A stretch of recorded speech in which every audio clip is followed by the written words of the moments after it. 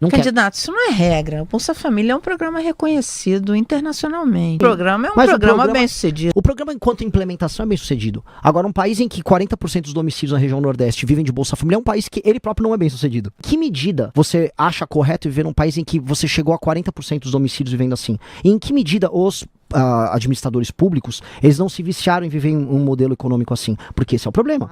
Ô Renan, eu acho interessante, a gente já conversou algumas vezes, e eu acho interessante quando você coloca essas suas propostas econômicas, porque elas são muito impopulares. Sim.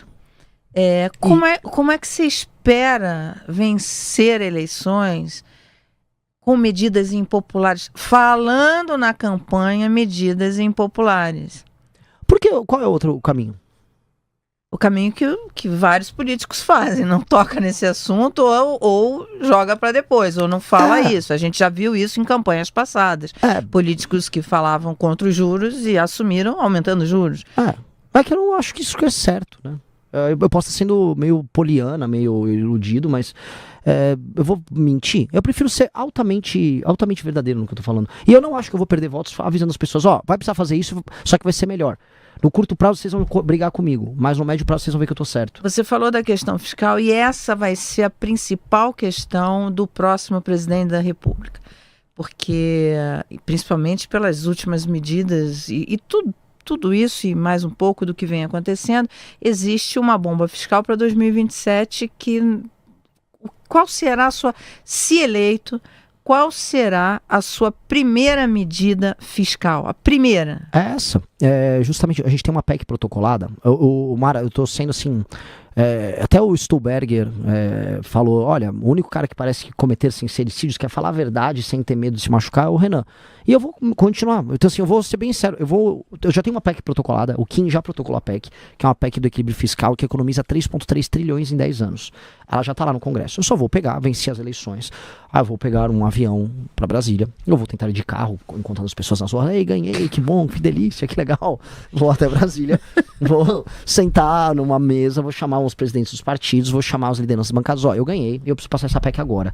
Eu vou fazer tudo o que for necessário para passar essa PEC agora, porque isto aqui vai tornar o Brasil um lugar viável do ponto de vista econômico. O que diz a PEC?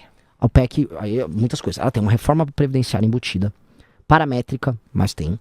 Ela tem embutida as desvinculações e desindexações, ou seja, que ela elimina do salário mínimo para aposentadoria e BPC. O salário mínimo ele vai poder aumentar mais e mais. A pessoa vai sentir o ganho real do salário mínimo, que é maravilhoso. Para o trabalhador isso aqui é uma notícia fenomenal. Fenomenal. Para aposentado também, tá? Porque ele vai parar com a ilusão, tipo, aumentou minha aposentadoria, tudo bem, mas a carne aumentou mais. Então a gente vai conseguir controlar os gastos e isso vai ter um efeito benéfico para aumento de preços. 3. Vamos mexer em renúncias fiscais, especialmente no topo. A gente tem, por exemplo, a Honda na Zona Franca de Manaus, tem 16 bilhões de renúncia fiscal. Uma empresa. Nós vamos mexer no alto funcionalismo. Então, só aqui, eu tô falando aqui um escopo de uma reforma muito profunda. Que precisa ser feita reforma administrativa. Ela mexe com as carreiras. Assim, estou falando aqui da reforma mais ambiciosa do Estado a ser feita, e ela vai precisar ser feita entre novembro, dezembro e janeiro. Eu preciso passar ela já na transição. Então, ela é a reforma mais ambiciosa pra gente colocar o Brasil no lugar. Porque eu não vou poder, nem eu, nem nenhum presidente vai poder assumir o Brasil sem ter endereçado a questão fiscal da maneira correta. Porque enderecei a questão fiscal, aí eu só vou poder cuidar em termos de matéria econômica, olha só que legal.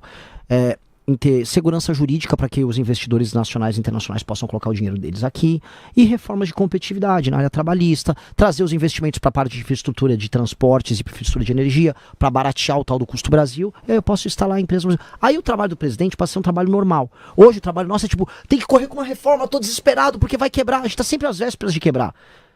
Com essa reforma, a gente não fica mais às vésperas de quebrar, muito pelo contrário, a gente vai para um caminho, que é o meu sonho, de chegarmos a um dia a um déficit nominal zero. Olha que coisa maravilhosa. Coisa de país de primeiro mundo. A gente tava vendo a Noruega do Haaland. É coisa de Haaland. Noruega do Haaland. O país já teve déficit no governo Lula. Déficit nominal zero. Eu esqueci, mas ela precisa ser política no de Estado. Segundo, mas já teve no primeiro, tem, segundo... porque ele manteve... Quando o Palocci era ministro. Ele manteve o tripé da época do Fernando Henrique e aumentou a arrecadação porque a economia cresceu. Veja só, eu quero isso. Só que entendendo assim, que os gatilhos automáticos daquela época não forçavam tanto, porque a população era mais nova, não tinha tanta gente aposentada, o PT não tinha estourado as contas públicas, aumentando os gastos como ele aumentou. Era um começo de governo Lula. Então você quer ser o governo Lula do começo? Não, eu quero ser o governo Renan, que vai pegar todas as tralhas do governo Lula e vai ter que corrigir, porque ele pegou um governo Fernando Henrique antes, né? Aí ele pegou a babinha do boi, né? Ele pegou um governo que ficou fazendo ajuste por 8 anos, e aí ele só cuidou de pegar, né, um boom das commodities lá da China, políticas de estímulos econômicos, aumentou a arrecadação. Legal. Aí ele fez toda a caca. Eu tô pegando a caca. Legal, vamos girar algumas perguntas dos nossos internautas. Tem bastante pergunta. Tem do Pedro aqui, ele queria saber a proposta do Renan para a reforma tributária. Você vai manter do jeito que tá? Ele pergunta. Aí ele fala do CBS, do IBS, do IVA, imposto do pecado. Fala pra nós aí, Renan. Bom, vamos começar pelo imposto de pecado. Eu acho absurdo o imposto de pecado em vários setores. Pra começar, a ideia da gente não poder ter... Eu gravei agora lá no Sul, conversei com o pessoal da indústria vinícola.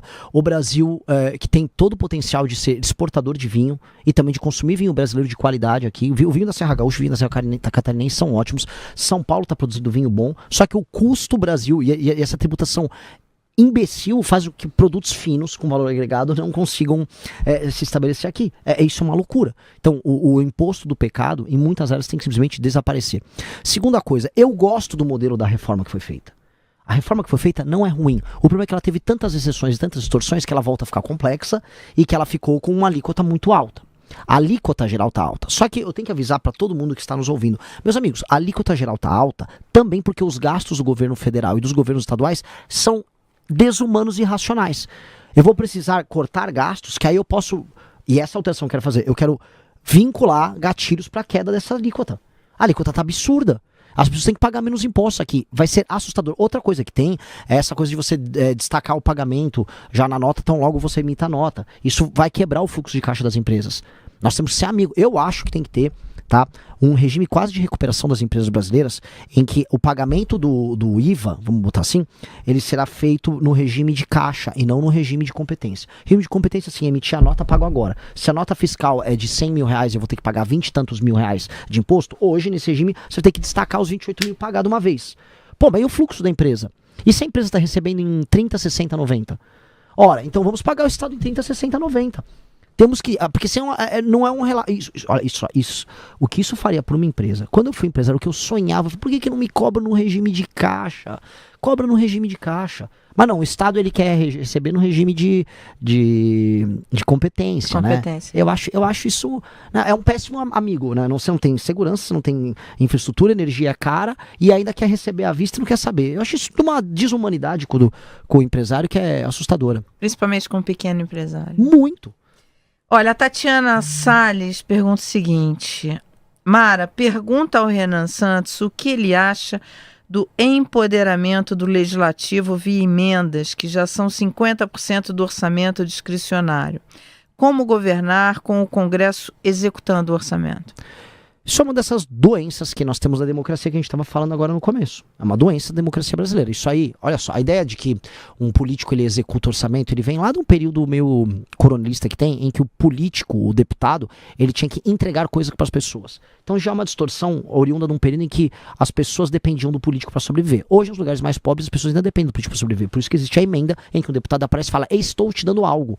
Aí a pessoa, nossa, muito obrigado. Isso não é função de um legislador. Isso não tem nada a ver com a função do legislador. Entretanto, isso está tão arraigado na cultura da política que se eu falar que eu vou chegar lá e vou acabar com isso, eu estarei mentindo para vocês. É igual falar, chegarei lá e vou acabar com o fundo partidário e fundo eleitoral de uma vez. Eu não tenho ainda as condições. Pode ser que no meio do mandato eu tenha condições para alterar isso. Mas de início eu não vou ter. O que eu vou fazer, que eu acho que é a melhor coisa, é disciplinar o uso disso. Que é a minha famosa, que é o tema que eu mais venho tratando, que eu chamo de lei de responsabilidade gerencial. O Fernando Henrique tinha passado no final do segundo mandato dele a lei de responsabilidade fiscal, que obrigava os entes federativos a resolverem a questão fiscal dos seus estados e municípios, porque até os anos 90, vocês vão se lembrar, era o comum, mesmo São Paulo, todos os municípios, não pagar as contas. Eu dei calote nos fornecedores no final do ano, dei calote nos funcionários e dane-se. Você conseguiu disciplinar isso, melhorou muito essa situação no Brasil. É verdade. Agora, a gente precisa agora falar assim, beleza, vocês não vão estourar as contas o tempo todo. Que tal agora vocês trabalharem? Que é a lei de responsabilidade gerencial, em que nós vamos estabelecer políticas de metas para todas as áreas. E um município só pode receber emenda caso ele esteja batendo essas metas. E essas emendas só irão para políticas públicas qualificadas para a execução dessas metas. Ou seja, seja, você não vai poder mandar uma emenda para fazer uma praça à toa. Olha, eu preciso aumentar minha meta aqui de cobertura, de fornecimento de água. Ah, é fornecimento de água? Água potável? Eu tenho 10% de água potável, eu preciso terminar o ano, quer dizer, terminar meu mandato com 30%. É 30% a meta? A emenda vai vir para cumprir isso. Ponto.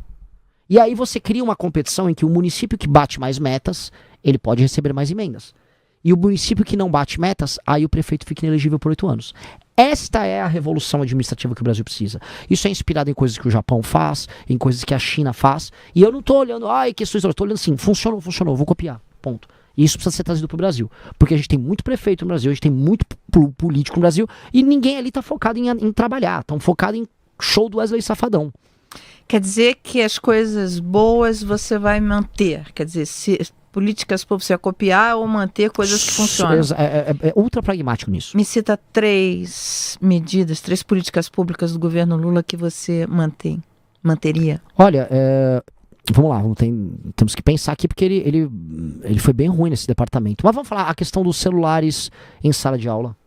Eu sou muito favorável, defendi isso.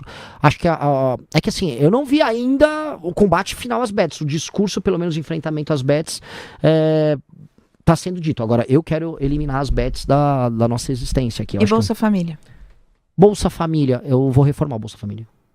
Como? Não dá. O Bolsa Família ele tem que ter uma porta de saída e nós não podemos criar uma cultura de informalidade baseada no ter o Bolsa Família e fazer um bico. Que isso se tornou a regra na maior parte dos casos, especialmente para homens. Um homem, especialmente um homem jovem de uma cidade com baixa atividade econômica nos interiores do Brasil, que é basicamente o périplo que eu estou fazendo, eu estou rodando o Brasil todo para isso, ele tem um bico, mora com a mãe, mora com os pais e recebe o Bolsa Família. E aí é oferecido, por exemplo, o dono da loja de materiais de construção fala, vem aqui ganhar R$1.600, ele não quer. Candidato, isso não é regra. O Bolsa Família é um programa reconhecido internacionalmente. Isso Mas daí não é uma regra. Quer dizer, não, se não existe, é uma regra. exceção. Não, olha só. O problema existe. Esse tipo de distorção precisa ser corrigido. Fraude precisa corrigir. Sim, mas isso não é uma fraude hoje. Isso não é tratado Não, como tudo uma fraude. bem, mas eu tô falando, outras coisas precisam corrigidas, mas o programa é um programa bem sucedido. Sim, o programa enquanto implementação é bem sucedido. Agora, um país em que 40% dos domicílios na região Nordeste vivem de Bolsa Família é um país que ele próprio não é bem sucedido. E você tem Mas aí não é um problema do Bolsa Família, mas aí é um problema da economia. Perfeito. Só que em que medida você acha correto viver num país em que você chegou a 40% dos domicílios vivendo assim? E em que medida os administradores públicos, eles não se viciaram em viver em um modelo econômico assim? Porque esse é o problema. Recentemente eu chamei, olha, os políticos do Nordeste são parasitas. E são.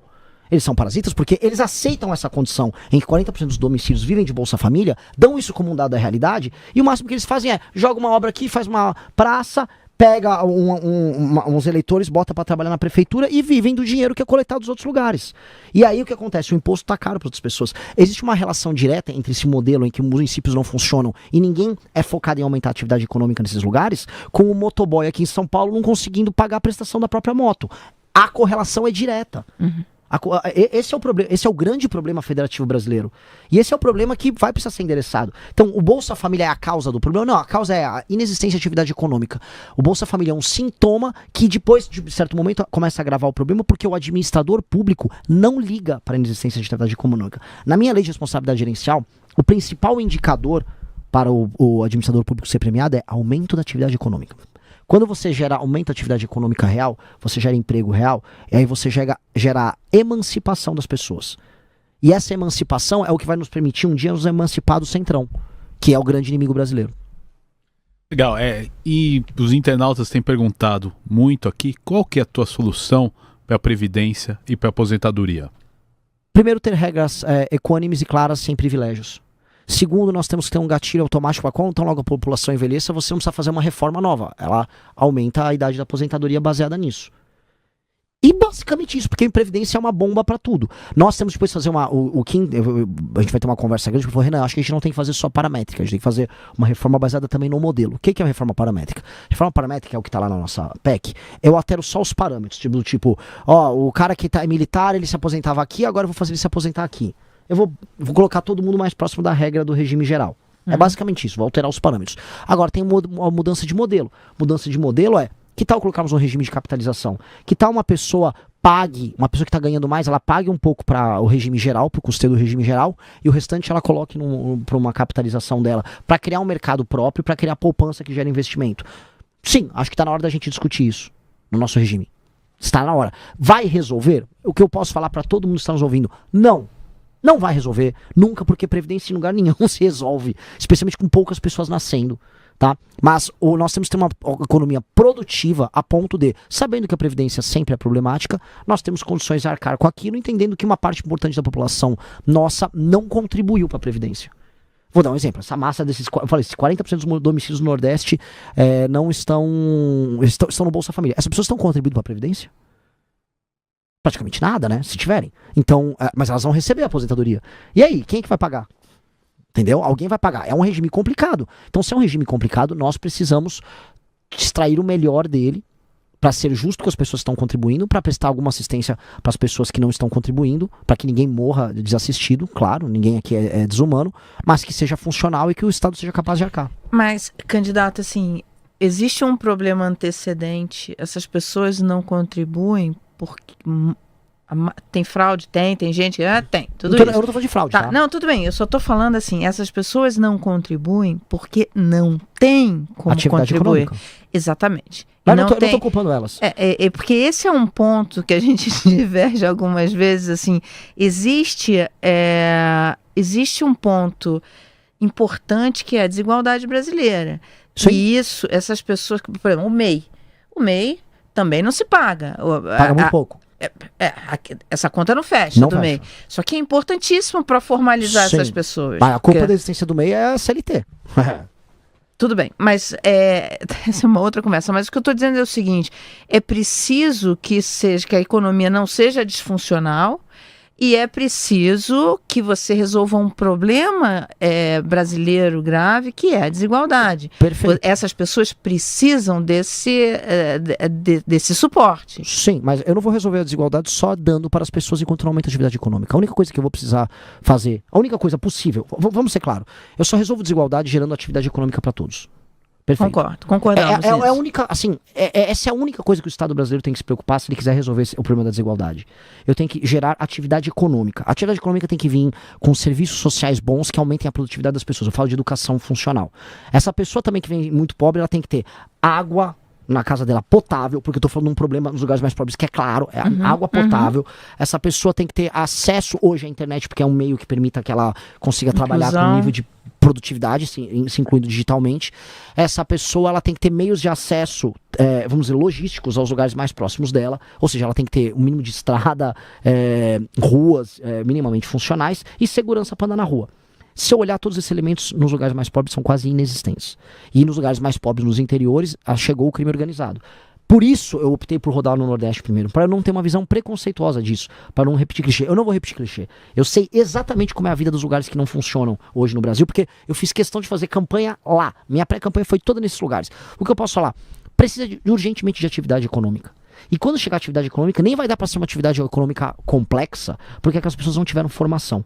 Então a gente tem que chegar com o agro desenvolvido tem que chegar nesses lugares, a gente tem que chegar com serviços, a gente tem que ter formação, vamos colocar aqui, de uma classe média minimamente apta a se adequar a um regime de trabalho normal, e aí a gente começa a falar nos ganhos e os implementos em velocidade de produtividade. É isso, não vai haver outro caminho além disso. Eu concordo 100% com você de Então que pronto. tem que ter... Não. De que tem que ter crescimento econômico, senão, e a atividade econômica no Brasil está muito disfuncional, principalmente por conta desses juros altos tanto tempo. Eu concordo, essa leitura que você faz, ela realmente tem fundamento. Mas a gente viu nas últimas décadas, e tem trabalhos acadêmicos internacionais sobre isso, que o crescimento por si só não resolve o problema da desigualdade, porque você tem estudos que mostram o crescimento que foi tido, inclusive nos Estados Unidos, as décadas de crescimento que teve econômico, que não gerou redução da desigualdade. Mas, ao assim, contrário, você teve até concentração. Aqui assim, se você tá um status norte-americano, as suas discussões vão ser sobre outros termos. Okay. Você vai aumentar ou diminuir. Eu estou falando de lugares, Mara, que não tem atividade econômica. Eu estou falando, por exemplo, essa é uma experiência muito única que você só nota quando você tá lá. Você tá rodando uma cidade do interior do Rio Grande do Norte para outra, e demorou 1 hora o caminho, você não viu um caminhão na estrada. Se não há um caminhão passando, é que não há nenhuma atividade econômica. Verdade. A gente tem que olhar o que China, Vietnã, Índia, porque o nosso termo de comparação são esses caras. O que esses caras fizeram? Muitas coisas, mas em todos os casos em comum teve crescimento econômico. E aumenta a atividade econômica em lugares que eram muito primarizados. Esse é o básico. Essas pessoas têm que se sustentar e viver com as próprias pernas. Isto é a obrigação. E o Estado tem que parar, não apenas de atrapalhar, que são discursos que parece meio, o Estado tem que sair da frente. Não, sim, o Estado tem que qualificar essas pessoas e trazer a iniciativa privada para atuar junto. Isto tem que ser feito de maneira desesperadora. A questão toda do meu problema político, como a política interfere, é que não há nenhum estímulo para que o agente político trabalhe para que isso aconteça. Muito pelo contrário, todos os estímulos estão na ordem contrária. Quanto mais pessoas dependem do agente político municipal, eu não estou falando assim, nem sequer um ataque ao Lula, Bolsonaro, assim, não é sobre o presidente da República. Quanto mais as pessoas dependem do prefeito local, é melhor para o prefeito local.